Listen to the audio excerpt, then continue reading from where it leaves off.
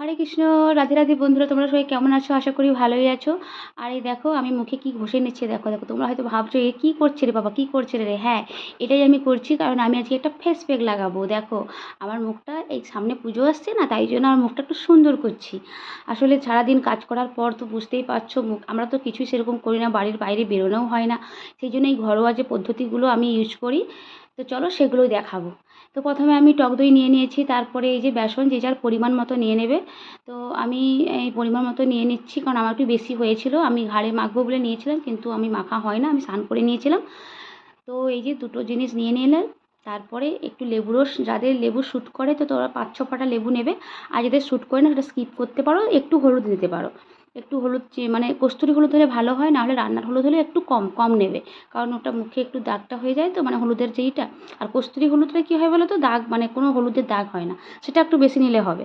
তো চলো ভালো করে, প্রচুর ভালো করে একটু মিক্সড করে নেবে। তার আগে মুখটা ভালো করে ক্লিন করে নেবে ফেস ওয়াশ দিয়ে।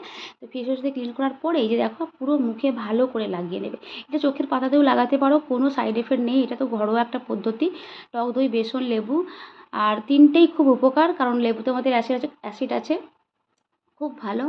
আর টক দই বেসন তো ভালো। ওই 5-10 মিনিট রেখে দেবে। রেখে দিয়ে তোমরা হালকা হাতে ভালো করে ঘষে নেবে, মানে বেশি রাফ জোরসে ঘষবে না, আর বেশি যেন শুকনোও করবে না, কারণ রাফ যেন না হয়, কারণ বেসন আছে, মুখটা টান টান এসে যাবে, তখন তোমরা ঘষতে পারবে না।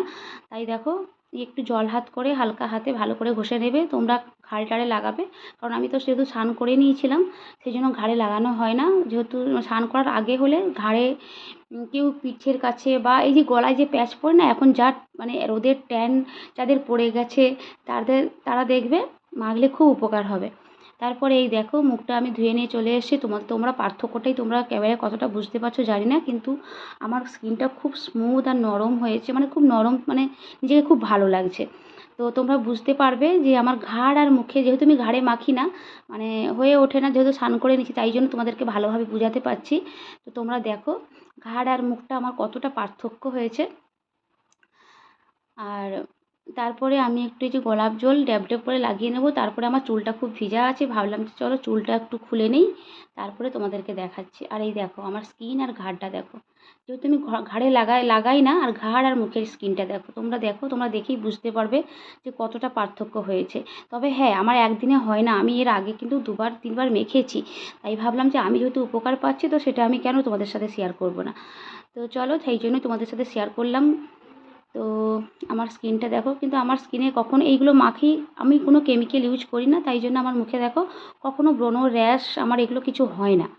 কিন্তু একটাই দুঃখের কারণ, আমি ঘাড়টাই মাখতে পারলাম না বন্ধুরা।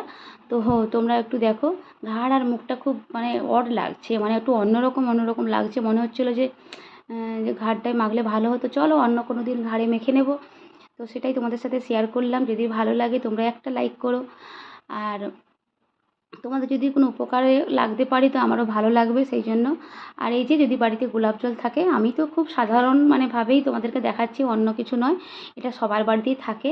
তো তোমরা এই যে ড্যাব ড্যাব করে মুখটাতে পুরো ভালো করে একটু মেখে নেবে। মেখে নিয়ে তোমরা, বা কোনো ময়েশ্চারাইজার থাকে, যদি কোনো বাড়িতে কোনো ক্রিম থাকে তোমরা যেটা বাড়িতে মাখো, তো সেটাও মাখতে পারো। তো চলো আজ এই পর্যন্ত। আর আমার তো খুব ভালো লাগছে স্কিনটা দেখে। তো তোমাদের যদি ভালো লাগে তোমরা বাড়িতে এগুলো করো, কারণ সামনে পুজো আসছে, নিজেকে তো একটু সুন্দর রাখতেই হবে, তাই না? দেখো সবার আগে নিজেকে যদি সুন্দর লাগে না, পৃথিবীর সব সুন্দর। নিজেকে খারাপ লাগলে না, যখন নিজের আয়নার সামনে নিজেকে দেখবে না, যদি নিজেকে একটু সুন্দর লাগে, যে যতই বলুক আমার সাজতে ভালো লাগে না, কিন্তু তাও আমি বলবো যে ভগবান মেয়েদেরকে এইরকমভাবেই বানিয়েছে যে নিজেকে সুন্দর রাখতে হবে। তো আমাদেরকে সুন্দর আর নিজের মনটা ভালো হবে, কে কী বললো জানি না। তো চলো আজ এই পর্যন্ত, টাটা, হরে কৃষ্ণ, রাধে রাধে।